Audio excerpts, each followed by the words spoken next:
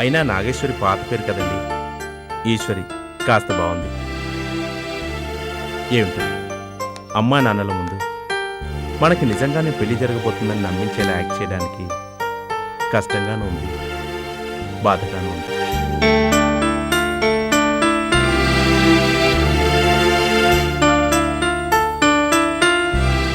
ఏమండి, సరిగ్గా తాళి కట్టే సమయానికి మీరు వెళ్ళిపోతారు కదా. లేకపోతే ఈ పెద్దవాళ్ళని హ్యాండిల్ చేయటం చాలా కష్టం.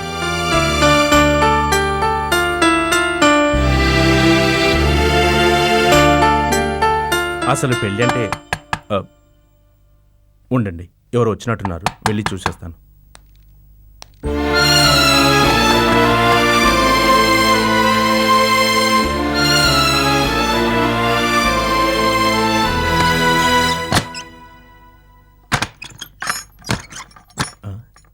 Uncle Meera?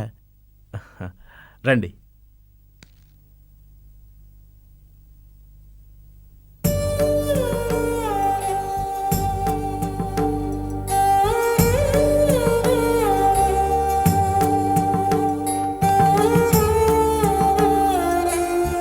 I'm sorry uncle.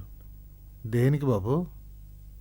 ఆ రోజు పెళ్లి విషయం మాట్లాడడానికి వచ్చిన ఆంటీని మా నాన్న అవమానించి పంపించారు కదా, అందుకని.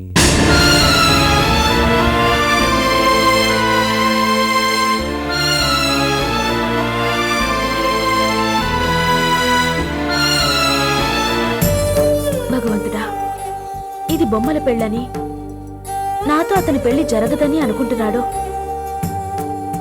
నేను అతనితో నిజాన్ని ఎలా చెప్పను? చెప్పు బాబు. నేను అడుగుతుంటే సమాధానం చెప్పకుండా నువ్వు అలా మౌనంగా ఉంటే ఎలా? నువ్వు మా అమ్మాయిని చేసుకోవడం లేదా? చేసుకోవాలి, తప్పకుండా అతను నన్నే చేసుకోవాలి. లేకపోతే అతని ప్రాణానికే ప్రమాదం. అవునంకుల్, మైత్రినే పెళ్లి చేసుకుంటాను. అందుకని ఈ పెళ్లి తతంగాను ఒప్పుకున్నాను. ఏంటి బాబు ఈ పెళ్లి నాటకం? ఏం చేయను అంకుల్, మా అమ్మ నాన్న మైత్రితో నా పెళ్లికి ఒప్పుకోవడం లేదు. అందుకే వారు చూసిన అమ్మాయి సాయంతో నాటకం ఆడి మైత్రి మెడలో తాళి కట్టబోతున్నాను. అతని ఊహల్ని అబద్ధం చేయబోతున్నాను. ఇద్దరి మనసుల్ని చంపబోతున్నాను. అతని ప్రాణాల్ని కాపాడడానికి నాకు మరో దారి తెలియడం లేదు. నేనేం చేయను. ఒకసారి మీ అమ్మా నాన్నతో మాట్లాడినా బాబు? వద్దంకుల్, నా ప్రాణాల మీదకి వచ్చినప్పుడే వారు మనసు మార్చుకోలేదు. చివరికి మా నాన్న ఆయన ప్రాణాల మీదకే తెచ్చుకున్నారు.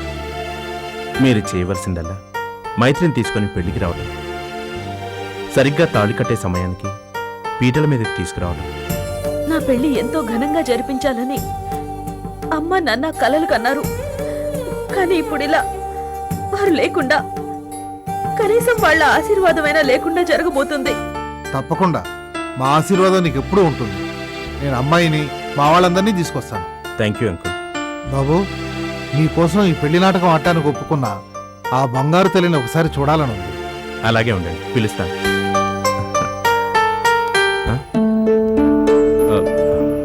మీరు ఈయన మా ఫ్రెండ్ వాళ్ళ నాన్నగారు ఈ పక్కువలో పనుంటే వచ్చారట. అలాగే నన్ను చూసిపోదామని వచ్చారు.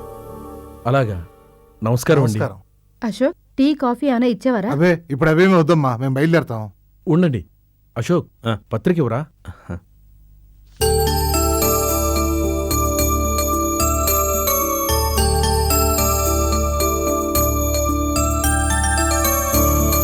నాన్న, మీ చేతుల మీదుగానే ఇవ్వండి. ఇప్పుడే మొదటి కార్డు దేవుడి పేరు మీద రాసి గుళ్ళో పెట్టొస్తున్నాం. రెండో కార్డు మీకు ఇస్తున్నాం. తప్పకుండా రావాలి. మేము రాకుండా పెళ్ళి ఎలా జరుగుతుందండి? తప్పకుండా కుటుంబ సమేతంగా వస్తాం. చాలా సంతోషం. మరి మేము బయలుదేరతామండి. వస్తాం చెల్లెమ్మా. మంచిదండి. రామ్మా.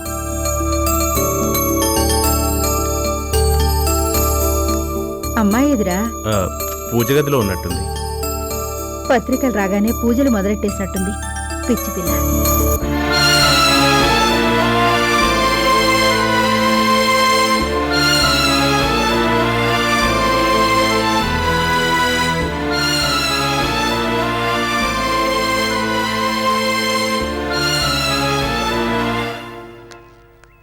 ఏంటయ్యా ఇక్కడ ఏం జరిగిందో నాకు అస్సలు అర్థం కాలేదు.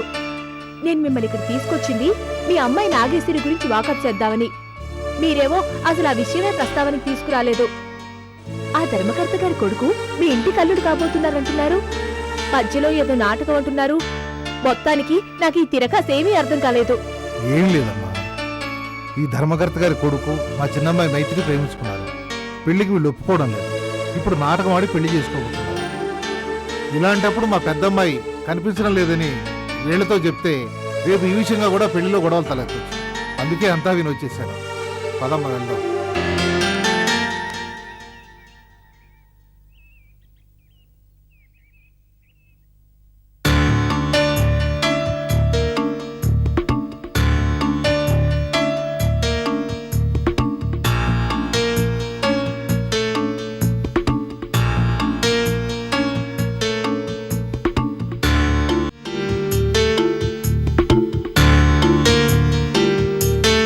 మీరొచ్చినప్పటి నుంచి మాట్లాడకుండా అలా మౌనంగా ఉంటే నాకేం అర్థమవుతుందండి? అసలేం జరిగిందో చెప్పండి. వెంటనే మైత్రిని బయలుదేరి రమ్మను. దేనికి? చెప్పింది చెయ్యి.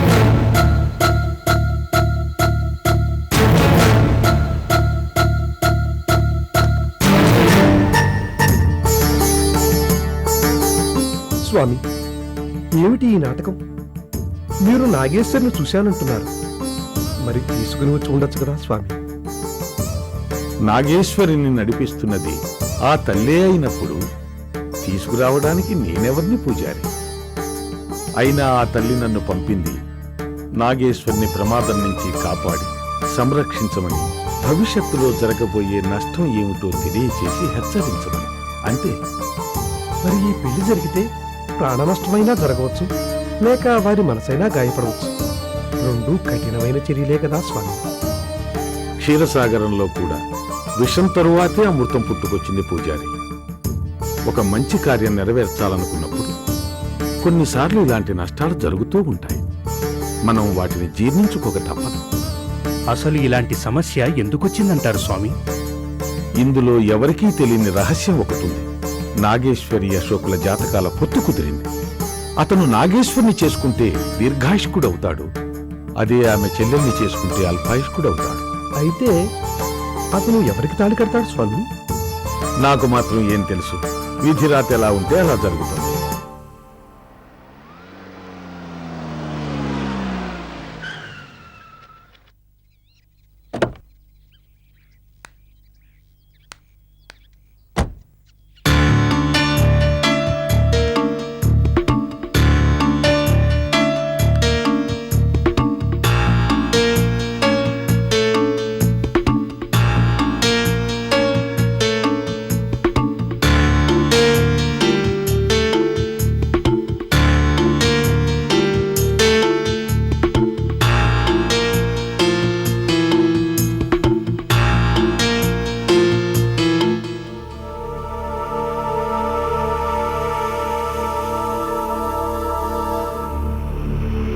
థ్యాంక్స్ అమ్మా మైత్రి.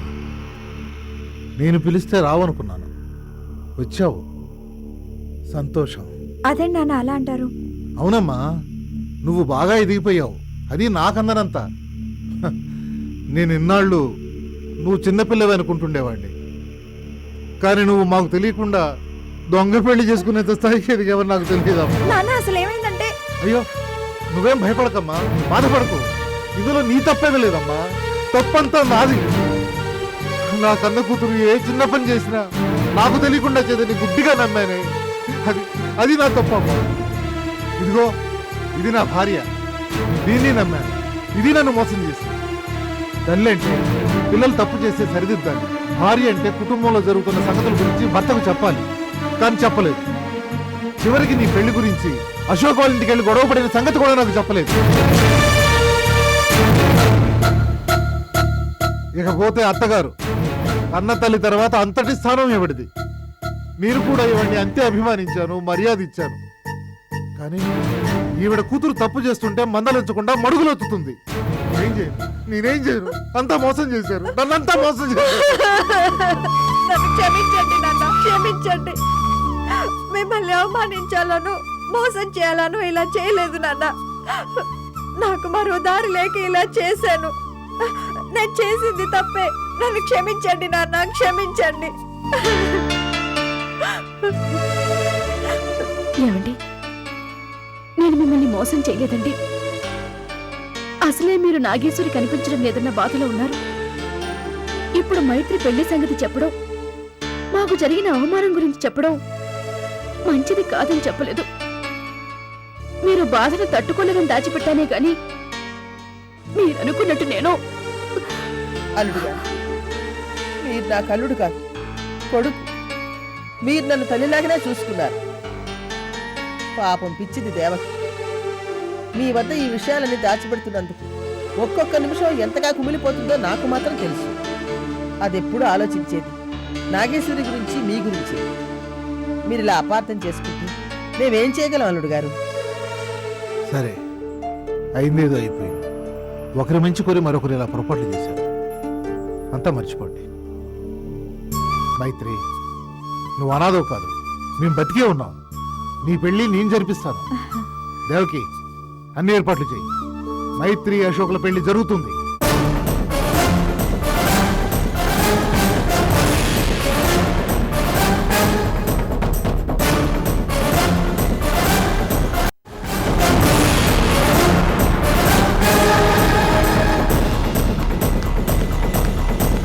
ఎక్స్క్యూజ్ మీ, నాకు కొంచెం లిఫ్ట్ ఇస్తారా?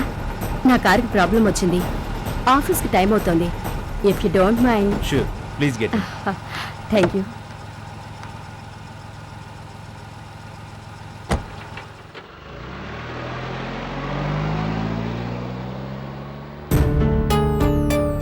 Hi, I'm Madhuri. I'm Ashok. ఏం చేస్తూ ఉంటారు? బోర్వెల్స్లో ఇంజనీర్ని. మీరు? నేను ఒక ప్రైవేట్ కంపెనీ ఎండీని. అలాగా. ఏమిటి ఇన్విటేషన్స్? పెళ్ళా? మీకా?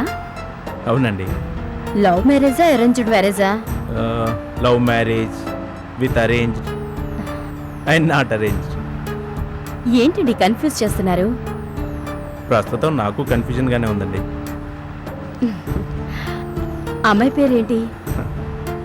మైత్రి.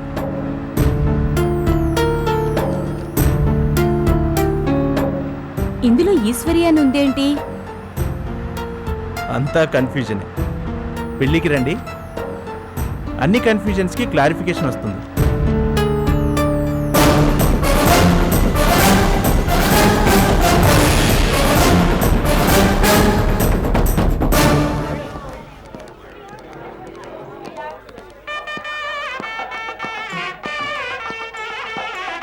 నమస్తే.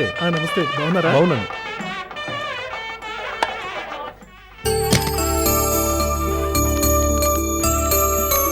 రండి.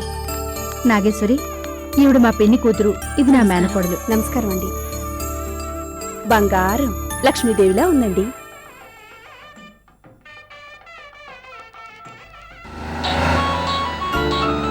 హలో మైత్రి, ఇంకా రాలేదేంటి? ఆన్ ద వే అశోక్, వచ్చేస్తున్నాం. త్వరగా రా, ఇక్కడ టెన్షన్తో చచ్చిపోతున్నాను.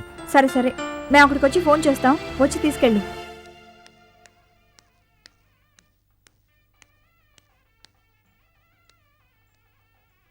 అశోక్,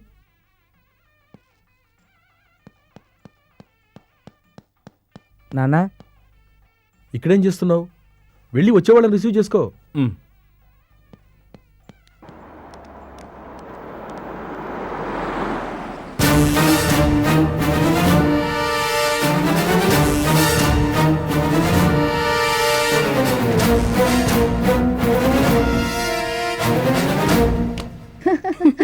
అశోక్, నువ్వేంట్రా ఇక్కడికి వచ్చావు? బావకెప్పుడు కక్కుర్తేగా. ఏ తింగరబుచ్చి, తంతాను నిన్ను. ఇక చాలే కాని ముందు ఇక్కడి నుంచి వెళ్ళు. అమ్మాయిని రెడీ చేయాలి. వెళ్ళరా. ఉమ్. మీరిద్దరూ ఇక్కడే ఉండి అమ్మాయిని రెడీ చేయండి, నేను ఇప్పుడే వచ్చేస్తాను. అలాగే. కిరణ్, రా. మైథిలి, ఆ చీరలు ఇవ్వు. మీ పేరేంటి? మైథిలి. ఏ మైథిలియా? నాకు మైత్రి అని వినిపించింది. అలాగే Ashok. Excuse me. It's okay. Hello Maitri, Ashok వచ్చేసాం, పార్కింగ్ దగ్గర ఉన్నాం. మీరు బండి దిగొద్దు, అక్కడే ఉండండి, వచ్చేస్తాను. 10 మినిట్స్లో వచ్చేస్తాను, కూర్చోండి. ఓకే.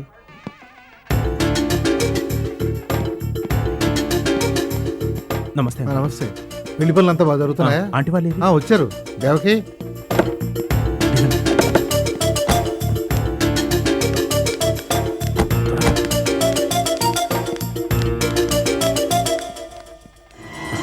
ఇలా రండి.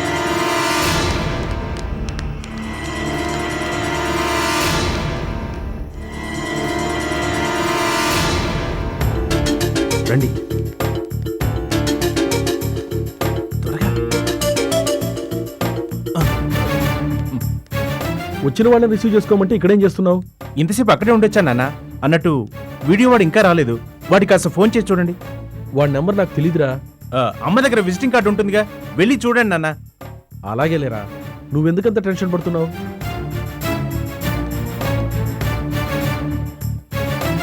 రండి రండి త్వరగా.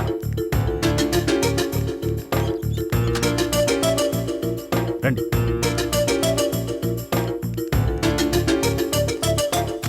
త్వరగా మైత్రిని రెడీ చేయండి. నేను కాకుండా ఎవరు వచ్చి తలుపు తట్టినా తలుపు తెరవకండి. అలాగే. ఏదో ఒకటి చెప్పి మేనేజ్ చేయండి. ఓకే? దేవకి, నేను వెళ్ళి మంటపంలో ఉంటాను. మిమ్మల్ని వాళ్ళు గుర్తుపడతారేమోనండి. నేను మైత్రి తండ్రిని వాళ్ళకి తెలియదుగా, ప్రాబ్లం లేదులే. నమస్కారం మేడం. హాయ్. రండి రండి, అప్పుడే పెళ్లి కాళ్ళు వచ్చేసింది. కూర్చోండి. ఏంటి నీ ఉద్బి నాకు పరిచయం చేయవా? చెప్పాను కదా మేడం, పెళ్లి కూతుర్ని పీటల మీద చూడమని. Wait and see. కూర్చోండి. ఓకే.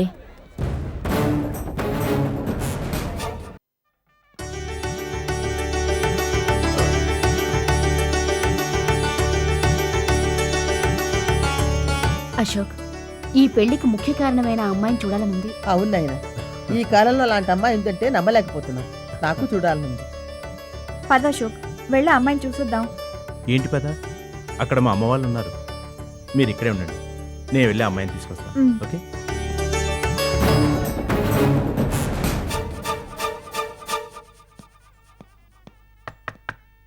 ఎవరు? నేను అశోక్ని. ఏంటంత తొందర? ఆగు.